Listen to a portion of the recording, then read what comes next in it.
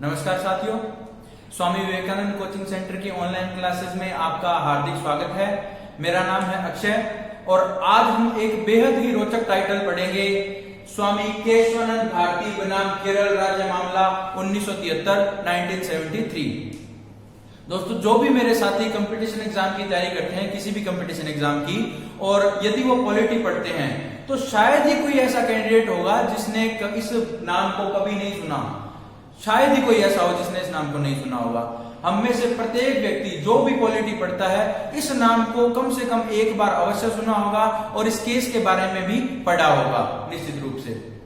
ठीक है, तो क्या ये केस क्या था और क्या इसका विवाद था और इसके पीछे की क्या भूमिका थी, इसके पहले कौन से ऐसे केसेस हुए जिनके कारण ये केस इतना महत्वपूर्ण हो गया, और जैसा कि इसे लैंडमार्क डिसीजन कहा जाता है, भारतीय संविधान के अंदर इसे एक लैंडमार्क डिसीजन माना जाता है।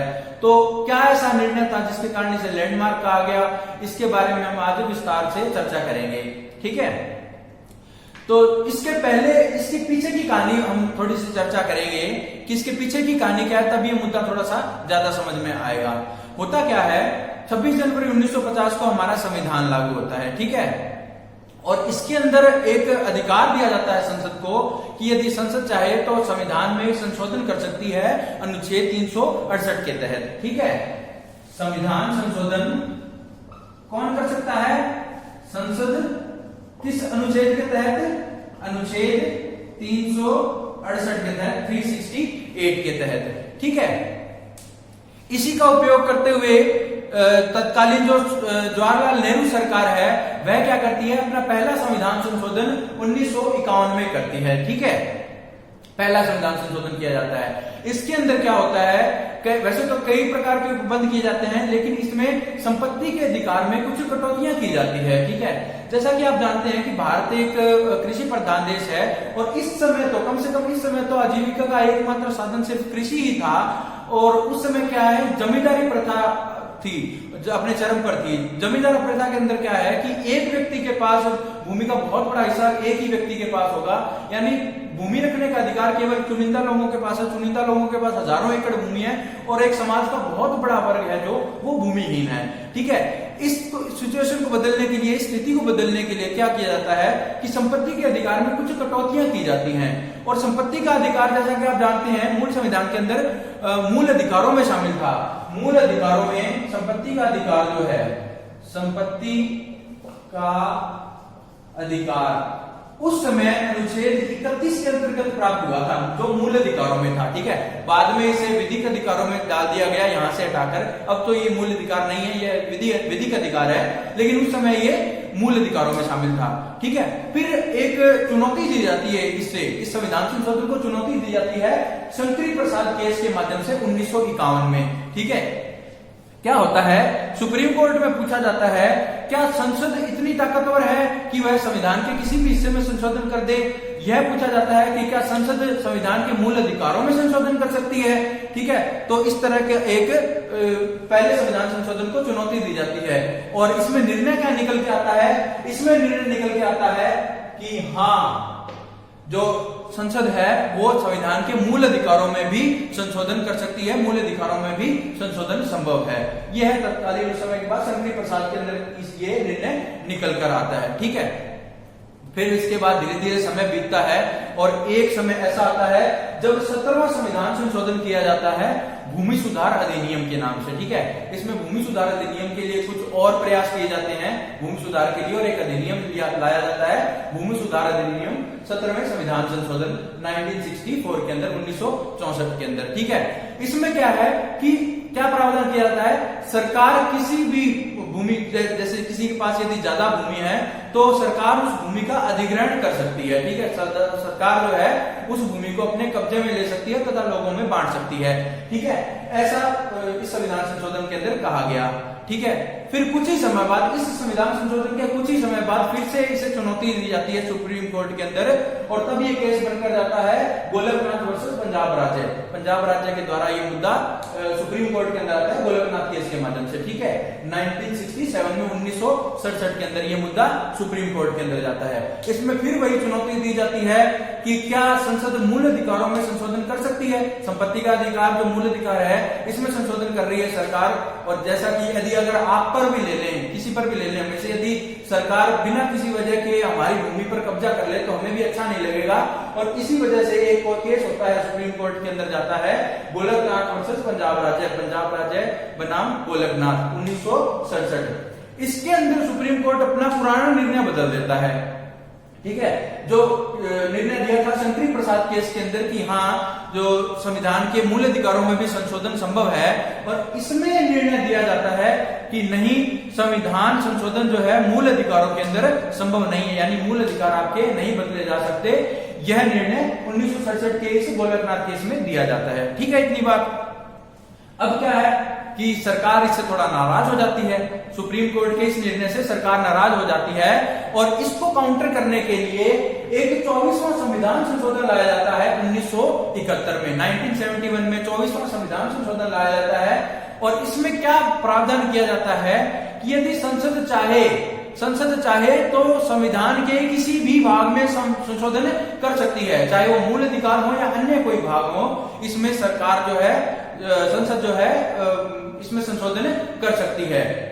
ठीक है, यह कदम कहा गया 24वें संविधान संशोधन में, यह प्रावधान किया गया जो 1971 के अंदर किया गया तत्कालीन सरकार के द्वारा। ठीक है, तो इस प्रकार से एक माहौल बन जाता है, एक द्वंद्व सा चल जाता है, सरकार वर्सेस सुप्रीम कोर्ट हो जाता है यहाँ पर, कि एक तरफ जो सुप्रीम कोर्ट है जो कह रहा है कि संविधान के मूल अधिकारों में संशोधन संभव नहीं है, और वहीं जो है सरकार कह रही है कि किसी भी भाग में संशोधन संभव है। तो इस तरह का ये मामला गरमा जाता है और इस तरह का मुद्दा बन जाता है। ठीक है, फिर एक अन्य संविधान संशोधन किया जाता है 1971 में ही, जो कि है 25वां संविधान संशोधन। ठीक है, इसके अंदर क्या किया जाता है कि सरकार चाहे तो भूमि का अधिग्रहण तो कर ही सकती है, यदि किसी के पास अधिक भूमि है तो सरकार उसका अधिग्रहण तो कर ही सकती है।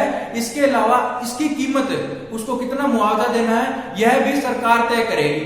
ठीक है, ये 25वें संविधान संशोधन के अंदर ये उपबंध किए जाते हैं कि उसकी कीमत भी सरकार तय करेगी भूमि अधिग्रहण करने के साथ ही। ठीक है, तो इस तरह से पूरा मामला ये चलता रहता है, समय के अनुसार ये मामला इस तरह से आगे बढ़ता है। ठीक है, फिर इसके बाद आता है, इस संविधान संशोधन के बाद आता है आपका केशवानंद भारती बनाम केरल राज्य का मुद्दा। ठीक है, होता क्या है, केरल के अंदर वामपंथी सरकार आती है। ठीक है, ये वामपंथी क्या होता है इसके बारे में हम किसी और वीडियो के अंदर चर्चा करेंगे, लेकिन फिलहाल के लिए आप इतना समझ लीजिए कि केरल के अंदर वामपंथी सरकार आती है। ठीक है, वह क्या करती है कि उस समय धार्मिक संस्थान जो थे उनके पास काफी भूमि थी, और भूमि सुधार अधिनियम के तहत ही सरकार क्या करती है, स्वामी केशवानंद भारती की जो जमीन है उस पर कब्जा कर लेती है। वैसे ही स्वामी केशवानंद भारती की कोई पर्सनल जमीन नहीं थी, इसके बारे में हम अभी चर्चा करते हैं कि क्या था ये। दोस्तों, क्या था कि जो स्वामी केशवानंद भारती थे ये एक मठाधीश थे, शैव मठ के। क्या है, केरल में एडनीर के अंदर एक मठ है, शैव मठ। ठीक है, उसके ये मठाधीश थे उस समय, केरल के एडनीर में शैव मठ है। ठीक है, केरल के एडनीर में शैव मठ है, उसके मठाधीश थे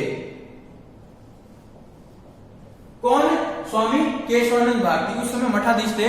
और ये जो शैव मठ है ये शंकराचार्य से जुड़ा हुआ है, तो उस समय जो इस मठ का मठाधीश होता था उसे केरल के शंकराचार्य के रूप में माना जाता था, केरल का शंकराचार्य माना जाता था। इस प्रकार इनका बहुत बड़ा कद था केरल के अंदर उस समय। ठीक है, तब क्या किया जाता है, केरल सरकार क्या करती है, तत्कालीन जो वामपंथी सरकार है वह क्या देखती है कि धार्मिक संस्थानों के पास काफी भूमि है, बहुत बड़ी मात्रा में भूमि है, और समाज का बहुत बड़ा वर्ग है जो वह भूमिहीन है, तो वह क्या करती है कि इन धार्मिक संस्थानों से भूमि जो है अपने कब्जे में ले लेती है और गरीबों में बांटने के लिए इस तरह के प्रबंध करती है। ठीक है, और इसके द्वारा क्या किया जाता है सरकार के द्वारा कि केरल के इस मठ की, शैव मठ की जो भूमि है वह भी सरकार द्वारा कब्जे में ले ली जाती है, जिसके मठाधीश उस समय स्वामी केशवानंद भारती होते हैं। ठीक है, इतनी बात। तो यहां से ये मुद्दा बनता है स्वामी केशवानंद भारती का। ठीक है, जो क्या थे उस समय, केरल के शैव मठ के मठाधीश थे। ठीक है, अब इसके बाद क्या होता है, जैसा कि आप जानते हैं कि हमें कुछ मूल अधिकार भी दिए गए हैं, उन्हीं को लेकर चले जाते हैं स्वामी केशवानंद भारती तत्कालीन केरल हाई कोर्ट के अंदर। वहां ये हवाला क्या देते हैं, अनुच्छेद 26 का हवाला देते हुए, अनुच्छेद 26 को आधार बनाते हुए ये उस केरल हाईकोर्ट के अंदर चले जाते हैं। अनुच्छेद 26 क्या है, धार्मिक कार्यों के प्रबंध की स्वतंत्रता। क्या है, धार्मिक कार्यों के प्रबंध की स्वतंत्रता।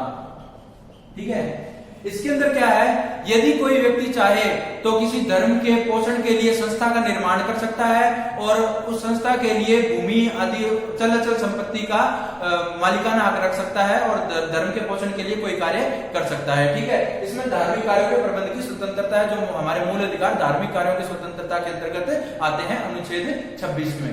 ठीक है, तो स्वामी केशवानंद भारती क्या करते हैं, इसको आधार बनाकर हाईकोर्ट में जाते हैं और ये अपील करते हैं कि सरकार द्वारा मेरे इस अधिकार का हनन किया गया है, जो मेरे मठ की भूमि थी उस पर सरकार का अधिग्रहण कर लिया गया है। ठीक है, यह मामला बनकर जाता है हाई कोर्ट के अंदर, केरल हाई कोर्ट के अंदर, और वहां से यह मामला बनता है स्वामी केशवानंद भारती बनाम केरल राज्य। ठीक है, इतनी बात समझ में आती है। एक कहानी के रूप में आपको पूरी तरह से ये बात समझा दी गई यहां तक, स्वामी केशवानंद भारती बनाम केरल राज्य के केस तक। ठीक है, तो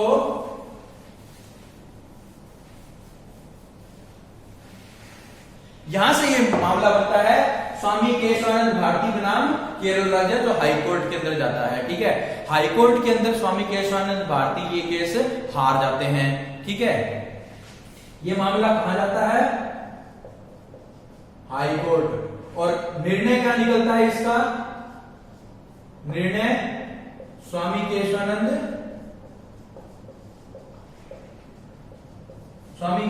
भारती केस हार जाते हैं। ठीक है, हाईकोर्ट में स्वामी केशवानंद भारती केस हारने के बाद यहां चले जाते हैं सुप्रीम कोर्ट में, और तब यह मामला सुप्रीम कोर्ट में आता है स्वामी केशवानंद भारती बनाम केरल राज्य, जिसके बारे में हम पढ़ते हैं। ठीक है, तो क्या होता है, यह मामला जाता है सुप्रीम कोर्ट में। ठीक है, सुप्रीम कोर्ट के अंदर ये मामला जाता है और इस मामले की सुनवाई के लिए, क्योंकि ये बहुत ही विवादित बात बन जाती है, वो बहुत ही विवादित मामला बन जाता है, और पीछे के जो केस है उनके अंदर भी इस तरह के केसेस आए हैं जो हमने जो पढ़े थे पहले, गोलकनाथ विवाद और भी अन्य विवाद जो थे, और इसको देखते हुए इस वक्त में क्या किया जाता है, इस केस के अंदर अब तक की सबसे बड़ी बेंच बना दी जाती है इसकी सुनवाई के लिए। तो इस केस की सुनवाई के लिए अब तक की सबसे बड़ी यानी 13 जजों की बेंच बनाई जाती है। ठीक है, 13 जजों की बेंच बनाई जाती है, यानी 13 जज इस मामले की सुनवाई कर रहे होते हैं। ठीक है, अब ये मामला क्या बन जाता है, अब ये स्वामी केशवानंद भारती का जो मामला है ये तो द्वितीयक बन जाता है, जमीन का मामला है ये तो द्वितीयक बन जाता है, प्रारंभिक मामला ये बन जाता है। सबसे बड़ी बात इस केस में ये बन के आती है कि क्या संसद असीमित संशोधन करने के लिए स्वतंत्र है, क्या संसद चाहे तो किसी भी प्रकार का संविधान में संशोधन कर सकती है। अब मामला यह बन जाता है। ठीक है, और इस 13 जजों की बेंच में 7:6 के निर्णय से एक निर्णय लिया जाता है। ठीक है, केवल एक मत के डिफरेंस से स्वामी केशवानंद भारती यहां भी केस हार जाते हैं, लेकिन हारने के बाद भी वो इस केस के हीरो बन जाते हैं, क्योंकि अब ये केस बन जाता है कि क्या सरकार जो है, क्या संसद जो है संविधान में असीमित संशोधन करने के लिए स्वतंत्र है, क्या किसी भी प्रकार का संशोधन सरकार कर सकती है, संसद कर सकती है। यदि ऐसा हो जाए तो ये क्या ये संभव नहीं है कि संविधान को कुछ का कुछ ही बना दिया जाए। हमारे संविधान निर्माताओं ने किस तरह का संविधान बनाया था, क्या ये संभव नहीं है कि किसी भी प्रकार का संशोधन होते होते संविधान का स्वरूप ही बिगड़ जाए, संविधान को पूरी तरह से बदल ही दिया जाए। तो तब इसलिए इस कारण ये मामला बन जाता है कि क्या संसद असीमित संशोधन करने के लिए स्वतंत्र है, और तब निर्णय आता है कि हाँ, संसद जो है संविधान में संशोधन तो किसी भी प्रकार का कर सकती है, लेकिन ऐसा नहीं है कि संविधान का मूल ढांचा भी बिगड़ जाए। यानी 7/6 के बहुमत से क्या निर्णय आता है, ये 7 जज तो कहते हैं कि असीमित संशोधन करने के लिए संभव ये संसद जो है इसको इसकी शक्ति नहीं है। ठीक है, असीमित संशोधन संभव नहीं है।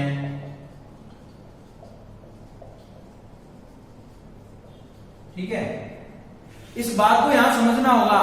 ये कहा जाता है इस केस के अंदर कि संशोधन तो संभव है, ठीक है, किसी भी भाग में किया जा सकता है, इवन मूल अधिकारों में भी किया जा सकता है, लेकिन शक्ति जो है असीमित नहीं है। और इसमें एक नई बात जोड़ी जाती है, एक नए कीवर्ड जोड़े जाते हैं कि संविधान का मूल ढांचा, इसकी मूल भावना क्षतिग्रस्त नहीं होनी चाहिए। ठीक है, क्या कि संविधान का मूल ढांचा बिगड़ना नहीं चाहिए। यदि कोई संविधान संशोधन किया जाता है तो संविधान का मूल ढांचा क्षतिग्रस्त नहीं होना चाहिए। ये मूल ढांचा, ये कीवर्ड इस केस के अंदर, इस निर्णय के अंदर सामने आते हैं।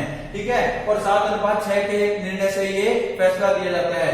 जो 7 जज है वो तो कहते हैं कि मूल ढांचा बिगड़ना नहीं चाहिए, यानी संसद, ये जो संविधान है हमारा, ये सर्वोपरि है, संविधान सबसे ऊपर है, इसका मूल ढांचा बिगड़ना नहीं चाहिए और ऐसे भी संशोधन संभव नहीं है। और ये 6 जज कहते हैं, 6 जज कहते हैं क्या कि संविधान के अंदर किसी भी प्रकार का संशोधन संभव है, किसी भी प्रकार का संशोधन संभव है। ठीक है, अब एक तरह से समझ में आ गया आपको। सरकार वर्सेस सुप्रीम कोर्ट जो विवाद चल रहा था, वो इस निर्णय के बाद ये बनता है कि 7 सदस्य तो कहते हैं, 7 जो जज आपके कहते हैं कि संविधान में असीमित संशोधन संभव नहीं है, संविधान के मूल ढांचे को क्षति नहीं पहुंचनी चाहिए। संविधान के किसी भी भाग में संशोधन तो किया जा सकता है, लेकिन मूल ढांचा यथावत बना रहना चाहिए। और 6 जो जज हैं वो कहते हैं कि संविधान, संसद सर्वोपरि है, संसद किसी भी प्रकार का संशोधन चाहे तो संविधान के अंदर कर सकती है। ठीक है, इतनी बात समझ में आ जाती है। और इस बेंच की है, इस बेंच की अध्यक्षता करते हैं जस्टिस सीकरी। कौन? जस्टिस सीकरी। और इस केस की पैरवी कौन करते हैं? जो हमारे वास्तव में रियल हीरो बनकर इस केस में सामने आते हैं, जिनके बारे में अक्सर नहीं पढ़ते हैं हम, नाना पालकीवाल। ठीक है, कौन? नाना पालकीवाल। इनके कई तरह के नाम मिलते हैं अलग अलग किताबों में। कई जगह नाना पालकीवाल लिखा मिलता है, कई जगह नानी पालकीवाल या फिर नाना पालकीवाला या नानी पालकीवाला, इस तरह के नाम सामने आते हैं। कई अलग अलग बुकों में अलग अलग तरह से इनका नाम प्रोनाउंस किया जाता है। हम किसी भी प्रकार से इनका नाम ले सकते हैं। नानी पालकीवाल सार्वजनिक तौर पर इनका नाम लिया जाता है। ठीक है, ये हमारे इस केस की पैरवी करते हैं। ठीक है, हालांकि स्वामी केशवानंद हार जाते हैं, लेकिन फिर भी इस केस में हीरो बनकर सामने आते हैं, क्योंकि इस केस में निर्णय निकल के आता है कि संसद जो है किसी भी हिस्से में संशोधन तो कर सकती है, लेकिन संविधान का मूल ढांचा क्षतिग्रस्त नहीं होना चाहिए। ठीक है, तो इस तरह से ये विवाद यहाँ आकर कुछ कम होता है। सरकार वर्सेस सुप्रीम कोर्ट का जो मामला है, यहाँ आकर कुछ कम होता है। अब ये मूल ढांचा क्या है? सवाल ये उठता है कि सुप्रीम कोर्ट ने ये तो कह दिया कि मूल ढांचा क्षतिग्रस्त नहीं होना चाहिए, लेकिन अब ये मूल ढांचा है क्या? तो इसके बारे में संसद, ये जो सुप्रीम कोर्ट है, ये कहता है कि मूल ढांचे को मैं अलग अलग समय पर आने वाले अलग अलग केसों के माध्यम से इसको स्पष्ट कर दूंगा कि मूल ढांचा क्या है। ठीक है, बाद में अलग अलग केस में जो समय समय पर सुप्रीम कोर्ट के अंदर केस गए, उसके अंदर संविधान के मूल ढांचे को परिभाषित किया गया। कहने के लिए एक तरह से कह सकते हैं कि सुप्रीम कोर्ट ने एक बहुत बड़ा की फैक्टर अपने हाथ में रख लिया, एक बहुत बड़ी नब्ज अपने हाथ में ले ली कि जब भी संसद आउट ऑफ कंट्रोल हो, जब संसद किसी भी प्रकार का ऐरा गैरा कोई संशोधन कर दे या फिर कोई ऐसा नियम लिया है जिससे संविधान खतरे में हो, तो उसे निरस्त करने का अधिकार अपने पास रखती है सुप्रीम कोर्ट, इसके माध्यम से, मूल ढांचे की अवधारणा के माध्यम से। ठीक है, तो इसमें निर्णय दिया जाता है कि संसद चाहे तो किसी भी भाग में संशोधन तो कर सकती है, लेकिन संविधान के मूल ढांचे को क्षति नहीं पहुंचनी चाहिए। यदि ऐसा होता है, यदि संविधान का मूल ढांचा क्षतिग्रस्त होता है, तो संसद उस संविधान संशोधन को निरस्त कर सकती है। ठीक है, तो एक तरह से ये कीवर्ड अपने हाथ में रख लेती है सरकार, और इस मूल ढांचे की व्याख्या जो है अलग अलग समय पर अलग अलग केस के माध्यम से सुप्रीम कोर्ट करता है। ठीक है, हालांकि इसके बाद में विवाद भी बहुत हुआ, तत्कालीन इंदिरा सरकार के और सुप्रीम कोर्ट के मध्य बहुत विवाद हुआ, बहुत ज्यादा पॉलिटिकल मैटर हो जाता है, लेकिन थोड़ा सा फिर भी हम उसके बारे में आपको बता देते हैं। इसके बाद क्या किया जाता है कि जब जस्टिस सीकरी रिटायर होते हैं, तो इस केस का फैसला बदलने के लिए तत्कालीन सरकार द्वारा कुछ एक प्रयास किया जाता है। क्या किया जाता है कि जो सुप्रीम कोर्ट के नए सीजेआई बनाए जाते हैं, वो 3 वरीयता छोड़कर चौथे व्यक्ति को लिया जाता है, यानी वरीयता के अंदर किसी और का नाम आना था, सुप्रीम कोर्ट का सीजेआई कोई और बनना चाहिए था, लेकिन ये 7:6 के माध्यम से जो फैसला आया था, वो 3 लोग इस कमेटी के अंदर शामिल थे, इस निर्णय के अंदर इस तरफ के लोग जो थे, ये जो 7 जज थे, इनमें शामिल थे वो 3 लोग जो वरीयता के अंदर पहले, दूसरे और तीसरे नंबर पर थे, और उनको क्रॉस करते हुए सीजेआई बनाए जाते हैं। इस वाले दल से जो इस पक्ष में थे कि सरकार सर्वोपरि है, संसद सर्वोपरि है, संविधान के किसी भी भाग में कोई भी संशोधन कर सकती है, ठीक है। और यहाँ से सीजेआई बनाए जाते हैं, इनमें से एक सीजेआई बनाए जाते हैं और इस केस को दोबारा खोलने की भी प्रयास किया जाता है कि इस निर्णय को बदला जाए, लेकिन फिर वही हमारे हीरो सामने आते हैं, नाना पालखीवाल, वो कहते हैं कि इस केस को और ज्यादा खोलने की जरूरत नहीं है, दोबारा खोलने की आवश्यकता नहीं है, और तमाम तरीकों से सुप्रीम कोर्ट को संतुष्ट करते हैं कि जो फैसला है वो सही है और उसे तत्काल प्रभाव से अमल में लाया जाए और इस केस को दोबारा नहीं खोला जाए, ठीक है। और संविधान के मूल ढांचे की जहां बात रहती है तो इसे अलग अलग केस द्वारा परिभाषित किया गया है, जैसे एसआर मुंबई केस है जिसके बारे में हम फिर कभी चर्चा करेंगे।